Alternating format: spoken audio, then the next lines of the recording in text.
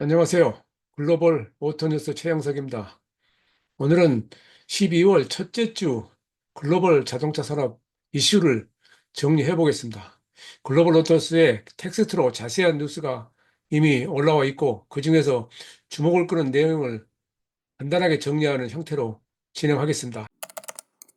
GM이 중국의 사업 구조조정을 해서 50억 달러 손실을 예고했다고 하는 내용입니다. GMI 그런 것이 아니죠. 글로벌 플레이어들, 그러니까 세계 빅4는 물론이고 전통적인 자동차 회사들, 그러니까 2001년에 중국의 WTO에 가입으로 시장이 개방되면서 합작회사로 중국에 투자해서 엄청난 부가가치를 올렸던 그런 회사들이 20년이 지나면서 중국 시장에서 중국 브랜드 업체들한테 밀리면서 판매가 떨어지면서 여러 가지 문제가 발생하고 있습니다. GM은 합작 투자 가치가 26억에서 29억 달러 정도 줄어들 것이다. 또 구조조정 비용이 27억 달러 정도 든다. 이제 그리고 배터리 전기차하고 플러그인 하이브리드 전기차가 지금 당장에 라인업이 부족한데, 그로 인해서 판매가 떨어지고 있다. 이게 가장 큰 이슈입니다. 이제 이것을 당장에 어떻게 해결할 수 있는 방법은 없다는 것이 지금 전문가들의 대체적인 의견입니다. GM만 하더라도 2017년 가장 많이 팔았을 때 중국에서 400만 대를 팔았었는데 작년에 210만 대까지 절반으로 떨어졌습니다. 이게 모든 뭐 현대차, GM, 폭스바겐, 토요타 뭐 다 마찬가지죠. 그 시기적으로 약간 차이가 있긴 합니다만은, 어쨌든 중국이라는 지금 거대한 벽에 부딪혀서 글로벌 플레이어들이 큰 어려움을 겪고 있는 것은 사실입니다. GM의 중국 시장 점유율이 2019년 12%에서 올해는 8월까지 5%로 떨어졌습니다. 자, 이것을 과연 살릴 수 있을까요? 이건 GM만의 문제가 아니라 다른 많은 자동차 회사도 마찬가지 지금 커다란 도전 과제입니다. 두 번째 뉴스입니다. 폭스바겐이 파업을 이미 예고했었죠. 그리고 그 파업 때문에 독일의 9개 공장이 가동을 멈췄고 10만 명이 작업을 하지 않고 있습니다. 뭐 폭스바겐은 이미 9월 달에 독일 내에서 3개의 공장을 폐쇄하고 수천 명의 노동자를 해고하고 임금을 10% 삭감한다라고 발표했었습니다. 그 문제로 노조하고 여러 가지 협의를 거쳐왔고, 그 문제가 11월 마지막 주에 협의해서 타결되지 않았고 12월 9일 날 또 다시 회의가 예상되어 있습니다. 폭스바겐 그룹은 벨기에 브뤼셀 공장을 내년 2월 달에 폐쇄합니다. 아우디 Q8을 생산하던 것이죠. 판매 부진이 가장 큰 문제입니다. 더불어서 중국 시장 부진, GM과 마찬가지로 중국 시장 부진, 여기에 대해서 독일 업체들 높은 인건비가 큰 이슈로 지금 부상하고 있습니다. 2023년 독일의 산업 근로자의 평균 시급이 33유로입니다. 그에 비해서 중국은 약 2달러에서 4.3달러. 차이가 많이 나죠? 이것을 어떻게 해결하실 것인가? 이것은 중국과의 비교고, 유럽 내에서도 주변 국가들에 비해서 2배 정도 높습니다. 자, 이것을 단순하게 높다라고만 평가를 할 수 없는 여러 가지 문제가 있긴 하지만은, 어쨌든 지금은 이것이 가장 크게 부각되고 있습니다. 폭스바겐 그룹의 CEO 올리버 블루멘은 폭스바겐의 미래를 보장하기 위해서 시급한 조치가 필요하다라고 이렇게 말을 했습니다. 그 지난주에는 그 폭스바겐 브랜드 CEO 셰퍼가 한 말도 또 아주 자극적인 말이 있었습니다만은, 어쨌든 경영진들은 일단 줄이겠다. 여러 가지 문제가 있어서 규모를 줄이고 생산 용량을 줄이고 시급을 줄이고 가능한 모든 조치가 필요하다라고 합니다. 그에 비해서 노조는 경영진과 주주 사이에서 그들의 희생을 감수하지 않고 노동자에게만 책임을 전가하고 있다. 이런 그 노사 협상이 생길 때 항상 등장하는 그런 용어이긴 합니다만은, 이 독일 내에서 이런 문제는 앞으로 독일의 다른 자동차 회사에 영향을 미칠 것이 뻔하기 때문에 이 기추가 주목되고 있습니다. 12월 9일 그 또 다른 이제 노사 협상이 진행된다 하더라도 그게 원만한 합의를 이끌어냈을 것 같지는 않아 보입니다. 세 번째 노트는 중국 자동차 제조자 협회 CAM이라고 그러죠. 거기서 미국산 반도체 구매를 신중해야 된다. 이렇게 이 업체들에게 경고를 했습니다. 이런 이제 미국 정부에 대한 반응인데요. 대응인데요. 미국 정부가 136개 중국의 엔티티 리스트에 또 추가했습니다. 엔티티 리스트라는 것은 미국 상무부가 국가 안보에 위협이 된다고 판단하는 기업, 개인, 연구기관, 민간 단체 등을 등록해 놓은 목록입니다. 그러니까 이런 목록에 포함이 되면은 이 업체들이 사실상 구매할 수 없는 그런 상황이 되죠. 미국은 추가 반도체 장비하고 고대역포 메모리 칩을 수출 통제 대상에 포함시켰습니다. 근데 이게 반도체 문제가 여러 이슈가 되고 있는데 지금 그 사실은 미국과 중국 패권 전쟁 이야기할 때 인공지능은 비슷하다. 데이터를 감안한다면 중국이 더 앞설 수 있다라는 이야기가 나오고 있지만 반도체는 여전히 시스템 반도체에서 미국이 앞서 있죠. 근데 중국 측에서는 이 시스템 반도체마저도 빠른 속도로 기술 발전을 이루고 있어서 지금 이런 식의 대응을 하고 있지 않느냐 이런 그 의견도 나오고 있습니다. 중국 자동차 제조협회에서는 미국산 자동차용 반도체 제품은 더 이상 신뢰할 수 없거나 안전한 것으로 간주될 수 없다. 믿을 수 없다. 그 이야기는 그들이 만든 반도체가 사용할 수 있다는 얘기인데 적어도 자동차 만들어 하자면은 지금까지는 보통 이제 일반 범용이라고 그러죠. 14나노에서 48나노까지 범용은 문제가 없죠. 그들도. 근데 문제는 고성능 반도체. 지금 스마트카가 일상화되면서 자율주행이 좀 더 폭넓게 확대되면서 로보택시 시장이 넓어지면서 고성능 반도체가 필요하죠. 이럴 경우에 과연 그것을 어떻게 대응할 것이냐인데 이제 중국도 이미 5나노까지 뭐 개발했다라고 하는 이야기가 있습니다만은 그에 대해서는 전문가들이 신뢰성에 높은 점수를 주지 않고 있죠. 그 수율 문제가 있다는 것이죠. 어쨌든 중국은 자동차 공급망 안정성과 보안 유지를 위해서 중국 자동차 업체들은 미국산 칩을 사용하지 말아라 이런 이야기하고 있는 겁니다. 그러면서 반대로 글로벌 반도체 기업들하고 협력을 강화하겠다. 우리와 협력하자. 여기서 할 수 있는 게 미국은 갈수록 폐쇄적으로 가는데 중국은 적어도 외형적으로는 개방형으로 가고 있습니다.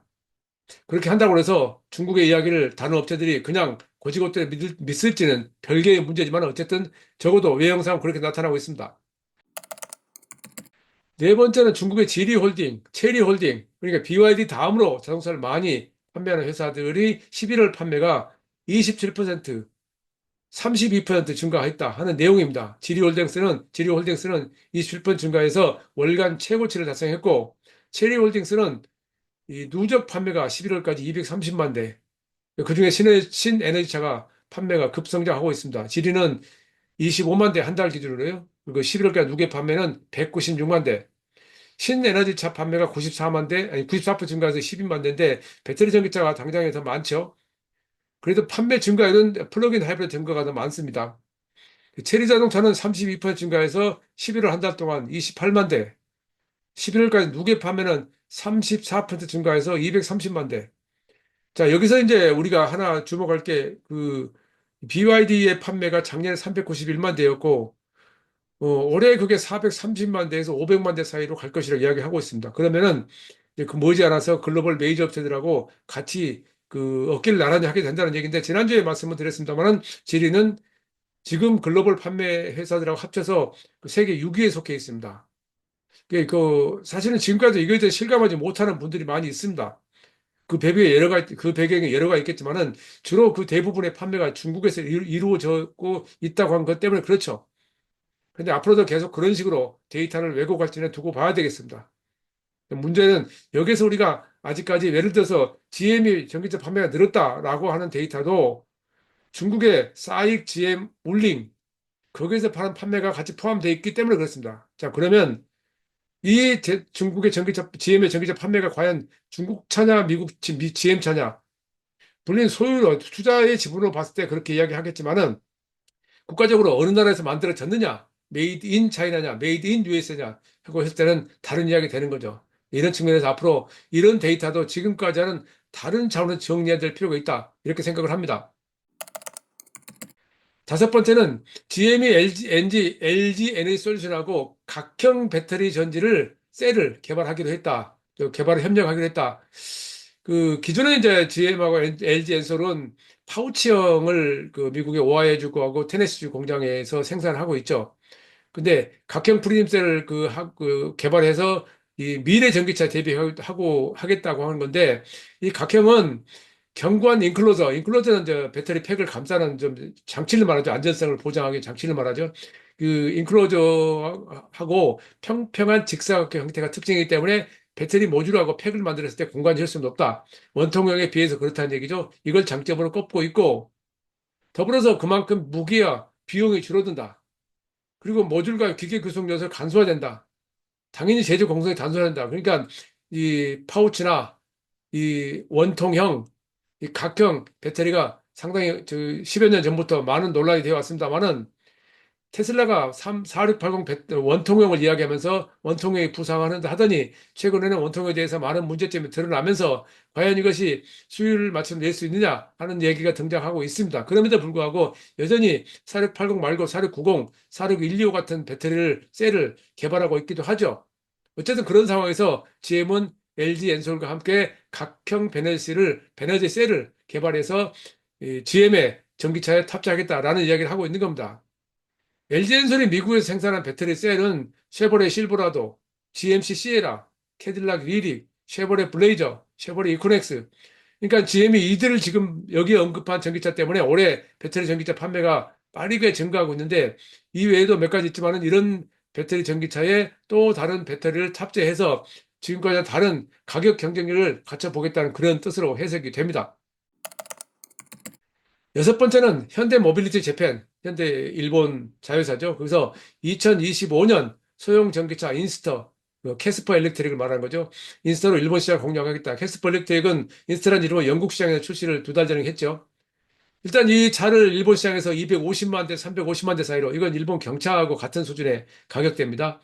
여기서 출시하겠다는데 이 인스타를 계기로 앞으로 5년 동안 일본 시장에서 판매 규모를 지금보다 10배 이상 늘리겠다 하는 건데 이제 이런 판매 대수가 우리 이야기할 때 그 앞뒤 다 잘라 빼고 이야기하면 그 많은 오해를 불러일으키는데 BYD가 작년에 한국에 들어와서 1톤 트럭을 출시했죠. 근데 판매가 별로 안 좋았죠. 그랬더니 그걸 가지고 이 기대 이하다라고 이야기했는데 올해부터 판매가 증가하고 있죠. 이게 초기에 그렇게 쉽게 되지 않는데 일본 시장에서 그 특징을 우리가 알고 있는 게 자국 브랜드, 일본 내 브랜드가 시장 점유율 94%입니다. 그러니까 세계에서 가장 폐쇄적인 시장입니다.